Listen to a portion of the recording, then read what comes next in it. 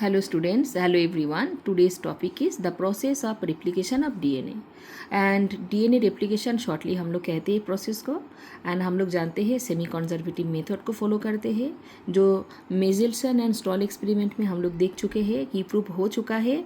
Semi conservative method मतलब newly दो synthesis जो डीएनए होगा वो ओल्ड टेम्पलेट स्ट्रैंड का बराबर 50% बनेगा। सेल्फ रेप्लिकेट हेरिडिटी कंट्रोल मतलब हेरिडिटी भी कंट्रोल होगा, जो न्यूली सिंथेसिस हो रहा है तो बराबर वाला हेरिडिटरी मटेरियल भी उसमें ट्रांसफ़र होगा। अब कुछ steps wise with the help of diagram में इस जगह पे सेल्फ जो नोट्स बनाई हूँ प्रिपेयर की हूँ उसको इस तरह से स्टेप वाइज पढ़ लेते हैं तो अच्छे तरह से क्लियरली इजीली समझ जाएंगे टॉपिक में कह क्या रहा है। तो चलो सबसे पहले समझते हैं डीएनए का स्ट्रक्चर क्या है। डीएनए डबल हेलिक्स मॉलिक्यूल है एंड इस तरह से हाइड्रोजन बॉन्ड द्वारा वो फोल्डेड होके रहते हैं एंड ए वाला अगर फोल्डेड होके हाइड्रोजन बॉन्ड रहेगा तो इस जगह पे डीएनए का रेप्लिकेशन होगा ही नहीं। तो सबसे पहले जो ज़रूरी है इसको अनफोल्ड होना या लैडर लाइक स्ट्रक्चर बनाना, हाइड्रोजन बॉन्ड को ब्रेक करना भी ज़रूरी है।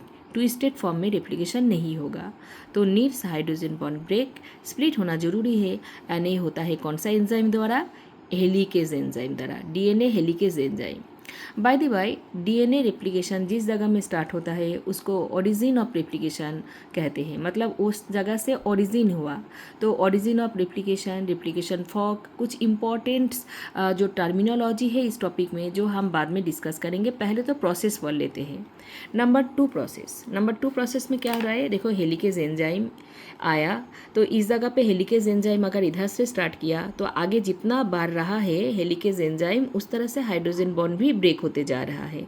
ये हेलिकेज एंजाइम जितना आगे बढ़ेगा हाइड्रोजन बॉन्ड ब्रेक होके दो अलग अलग जो लेंथ है लैडर लाइक स्ट्रक्चर बना लेगा। तो हम लोग इस स्ट्रक्चर में और अच्छी तरह से समझ लेते हैं। It is the Y shape structure. Y shape structure कैसे बना, देखो पहले तो समझना है 5 prime and 3 prime, 3 prime to 5 prime जो है टेम्पलेट स्ट्रैंड डी है। अब टेम्पलेट स्ट्रैंड में हेलिकेज एंजाइम आगे बढ़ने लगा अंदर में तो हाइड्रोजन बॉन्ड स्प्लिट हो गया है, करेक्ट। एंड देखो जब हाइड्रोजन बॉन्ड स्प्लिट होकर दो साइड में ऐसे बढ़ते जा रहा है तो देखने में एक वाई शेप स्ट्रक्चर बन गया, इजंट इट। तो this Y shape structure is called replication fork. And question आता है what is the importance of helicase enzyme here.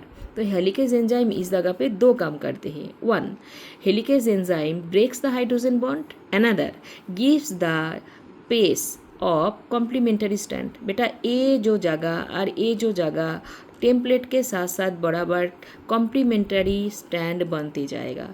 तो कॉम्प्लीमेंटरी स्टैंड के लिए भी जगह देना है ना, तो हेलिकेज एंजाइम वो जगह बना देता है। ये दो फंक्शन याद रखना है। तो देखो इधर हम नोट्स में लिखे role of helicase enzyme shortly और एक बार रिविजन कर लेते हैं। Start replication process by the breakdown of the hydrogen bond. Number 2, give the space for new stand synthesis और कॉम्प्लीमेंटरी स्टैंड के लिए। नंबर 3 स्टेप्स में आ जाते हैं। बेटा इस जगह पे एक प्रोटीन मॉलिक्यूल है जो सिंगल स्टैंड बाइंडिंग प्रोटीन, वो साइटोप्लाज्म में है। तो जैसे ही रेप्लिकेशन स्टार्ट होगा single stand binding protein hydrogen bond के पास उस साइड टेम्पलेट स्टैंड में जाके उसको पकड़ के रखेगा ताकि फिर से ये ट्विस्टेड ना हो जाए। इस जगह पे एक इम्पॉर्टेंट क्वेश्चन आते हैं कि ये जो हाइड्रोजन बॉन्ड ब्रेक हुआ तो ऐसे ही हाइड्रोजन बॉन्ड ब्रेक होके कैसे रहेगा by the single stand binding protein. जहाँ जहाँ पे हाइड्रोजन बॉन्ड ब्रेक हुआ, देखो मैं रेड कलर डायग्राम से बना ही उस जगह पे सिंगल स्टैंड बाइंडिंग प्रोटीन उसको होल्ड करके रखा ताकि वो फिर से ट्विस्टेड या फोल्ड ना बन जाए। ऐसे ही अनफोल्ड रहेगा तो अभी रेप्लिकेशन होगा। अब ये पॉइंट स्टार्ट होता है कि रेप्लिकेशन कौन इनिशिएट करते हैं। इधर कुछ एंजाइम का ही फंक्शन है। सबसे पहले एंजाइम तो हेलिकेज था, हाइड्रोजन बॉन्ड ब्रेक किया। नेक्स्ट एसएसबीपी प्रोटीन का रोल भी हम लोग सुन लिए। अब RNA primase and DNA polymerase ये दोनों इम्पोर्टेंट एंजाइम है, समझना है। आरएनए प्राइमेस मतलब प्राइमर इनिशिएशन करता है रेप्लिकेशन प्रोसेस, है ना। इनिशिएशन आरएनए प्राइमेज से ही होगा। हम लोग याद कैसे रखेंगे, प्राइमरी पहला तो प्राइमेज एंजाइम ये स्टार्ट करेगा। डीएनए पॉलीमरेज, पॉली मतलब मेनी, है ना, तो पॉलीमरेज एंजाइम इलॉन्गेशन करेगा। अब इस चीज़ को चलो समझ लेते हैं with the help of diagram. देखो ये जो स्टेप्स है इसमें अच्छी तरह से गौर से देखो, 5 प्राइम टू 3 प्राइम इस जगह पे टेम्पलेट स्टैंड है, एंड टेम्पलेट स्टैंड के साथ साथ ये जो 3 prime to 5 prime this is also template stand, correct. तो दो साइड में टेम्पलेट के साथ साथ इस जगह पे न्यूली सिंथेसिस कॉम्प्लीमेंट्री स्टैंड बनेगा, करेक्ट। तो ये टेम्पलेट स्टैंड में जिस साइड पे 5 प्राइम टू 3 प्राइम एरिया रहता है उस जगह को लीडिंग स्टैंड कहते हैं। क्यों? क्योंकि उस जगह पे कॉन्टिन्यूसली न्यूली सिंथेसिस या कॉम्प्लीमेंट्री डीएनए बनता जाएगा। तो जिस जगह में without any hesitation, without any break smoothly complementary DNA बनेगा, उस एरिया को हम लोग कहेंगे व उस स्टैंड को हम लोग कहेंगे लीडिंग स्टैंड या कॉन्टिन्यूअस स्टैंड। এটা खूब इम्पॉर्टेंट क्वेश्चन है। इस जगह पे लीडिंग एंड लेगिंग को समझ लेना है, किसको लीडिंग एंड लेगिंग स्टैंड को डिफरेंस या कॉन्टिन्यूअस एंड डिसकॉन्टिन्यूअस स्टैंड का डिफरेंस। तो दोनों एक ही चीज़ है, लीडिंग स्टैंड आइदर और कॉन्टिन्यूअस, और इधर लेगिंग हम अभी तक बताए नहीं, इसके समझाते हैं। तो चलो ये समझ लेते हैं, लीडिंग से स्टार्ट करते हैं। लीडिंग में देखो आरएनए प्राइमेस एंजाइम इस जगह पे आके, जैसे कि एक रोड बनता है ना, तो रोड में क्या होता है, प्राइमर डाला जाता है। कोई एक वर्कर आके रोड में पहले प्राइमर डाल लिया है ना, खोआ डाल लिया, उसके बाद रोलर आके क्या करता है, पूरा खोया को एक सीधा इलोंगेशन करके रास्ता बना देते हैं। तो इसके साथ इमेजिन करो, पहले आरएनए प्राइमेस इधर प्राइमर डालते गया, आगे बढ़ता गया। आरएनए प्राइमेस जितना आगे बढ़ते जाएगा, नेक्स्ट डीएनए पॉलीमरेज आके इस जगह पे रोलर चला देगा, मतलब इस जगह को सीधा इलोंगेशन कर देगा। तो प्राइमेस से स्टार्ट होगा, इधर प्राइमेस आएगा एंड वो स्टार्ट करके आगे बढ़ते रहे और इलोंगेशन डीएनए पॉलीमरेज एंजाइम द्वारा सीधा रास्ता बन जाएगा, मतलब complementary stand 3 prime to 5 prime opposite बनेगा 5 प्राइम टू 3 प्राइम का, तो इधर बनेगा 3 प्राइम टू 5 प्राइम। ये चीज़ को सब ये जो है भूलना नहीं है, खूब इम्पॉर्टेंट है। अब आ जाओ अनदर स्टैंड, जो टेम्पलेट अनदर है, जिसमें इस जगह पे टेम्पलेट था 3 प्राइम टू 5 प्राइम। इस एरिया को हम लोग ये जो न्यूली सिंथेसिस बनेगा जिसमें रेप्लिकेशन फॉर्क बना, तो ये वाई शेप स्ट्रक्चर इस स्टैंड को 3 prime to 5 prime, it is 3 to 5, तो इस जगह को कहेंगे लेगिंग स्टैंड या डिसकॉन्टीन्यूअस। क्यों ये लेगिंग या डिसकॉन्टीन्यूअस बताया जा रहा है? बिकॉज इस जगह पे देखो बच्चों, जो रेप्लिकेशन हुआ बा जो कॉम्प्लीमेंट्री बना वो कॉन्टिन्यूअस नहीं बना, बीच में ब्रेक है कि नहीं, मतलब small small fragment DNA, chunk DNA जिसको कहते हैं, तो स्मॉल स्मॉल फ्रैगमेंट डीएनए बन के वो रुक जाता है, फिर वो ब्रेक होके फिर बनता है। इस तरह से वो आगे बढ़ रहा है, हो तो रहा है वही प्राइमेस से ही, बट थोड़ा थोड़ा chunk DNA, small DNA you can say, and इसको ओकाज़की फ्रैगमेंट कहते हैं। अब क्वेश्चन आता है why it is called Okazaki fragment. Okazaki एक साइंटिस्ट का नाम हुआ, उनके नाम से, क्योंकि वो सबसे पहले आविष्कार किया कि इस तरह का चांक डीएनए बनता है डिसकॉन्टिन्यूअस स्टैंड में, तो उनके नाम के अनुसार बच्चों उसका नाम हो गया ओकाज़की फ्रैगमेंट। तो ओकाज़की फ्रैगमेंट तो अब कॉन्टिन्यूअस नहीं बना, तो मेरा कोई काम का नहीं है, कॉम्प्लीमेंट्री तो मुझे एक सीधा लाइन बनना है, ये सब बनेगा एक प्रोसेस से। तो चलो ए तो पहले सुन लिए कि ए रेप्लिकेशन फॉर्क में दो चीज़ तुम लोग सुने, what is the difference of leading and lagging stand. जहाँ पे कॉन्टिन्यू कॉम्प्लीमेंट्री बनता है लीडिंग या कॉन्टिन्यू, एंड जहाँ पे चांक डीएनए, स्मॉल फ्रैगमेंट डीएनए बनता है उस एरिया को कहेंगे लेगिंग या discontinuous stand, and Okazaki fragment किसको कहेंगे, चांक डीएनए को।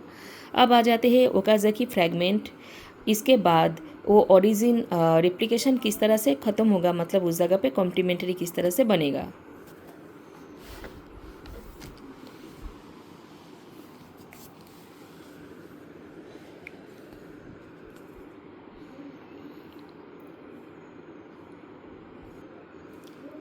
थ्री डिफरेंट टाइप एंजाइम का इस जगह पे ज़रूरत है। 3 डिफरेंट एंजाइम के वजह से फिर ये जो ओकाज़की फ्रैगमेंट है ये रिमूव होगा। सबसे पहला exonuclease, another DNA polymerase and ligase. ये एंजाइम का नाम भूलना नहीं है। देखो एक्सो न्यूक्लियस क्या करता है, इन अनदर डीएनए पॉलीमरेज क्या करता है, लाइगेजिबा क्या करता है, ये समझना है। देखो बच्चों, हम लोग जानते हैं आरएनए प्राइमेस से स्टार्ट हुआ था, आरएनए प्राइमेस थोड़ा आगे बढ़ के रुक गया, फिर इस जगह खाली हो गया, बट यहाँ आरएनए प्राइमेस लगा हुआ है। एक्सोन्यूक्लियस एंजाइम का काम होगा, it is remove extra RNA primase enzyme. मतलब इस जगह से एक्स्ट्रा आरएनए जो है प्राइमेस, वो एंजाइम को रिमूव होना ज़रूरी है, और वो करते हैं एक्सोन्यूक्लियस। तो आरएनए प्राइमेस अगर रिमूव हो गया, अनदर डीएनए पॉलीमरेज एंजाइम क्या किया, वो इलोंगेशन करने लगा। कहाँ पे इलोंगेशन करने लगा, इस जगह पे प्राइमेस तो निकल गया, तो इलोंगेशन का रास्ता जो है प्राइमेस निकलने के बाद ज्वाइन कर देता है डीएनए लाइगेस एंजाइम द्वारा। Ligase enzyme join the all fragment and उसको अटैच करके इलोंगेशन कौन बनाते हैं, अनदर डीएनए पॉलीमरेज। ये सब इंपॉर्टेंट एंजाइम का नाम मैं शॉर्ट्स में और तुम लोगों को पढ़ा दूंगी, मेरे नोट्स के साथ रहेगा। एंड तीनों डेफिनेशन एक बार इस जगह पे देख लेते हैं जो बहुत इंपॉर्टेंट है। What is Okazaki fragment, synthesis of discontinuous strand and short stretches of chunk DNA, it is called Okazaki fragment. ये डेफिनेशन को याद रखना है। What is replication fork? Y-shaped structure formed when the double-strand DNA is unwound up to point during its replication। मतलब जब वो अनवंड या unfold हो रहा है तब ये जो वाई शेप स्ट्रक्चर बना रहे हैं, it is called replication fork. And next है ओरिजिन ऑफ रिप्लिकेशन।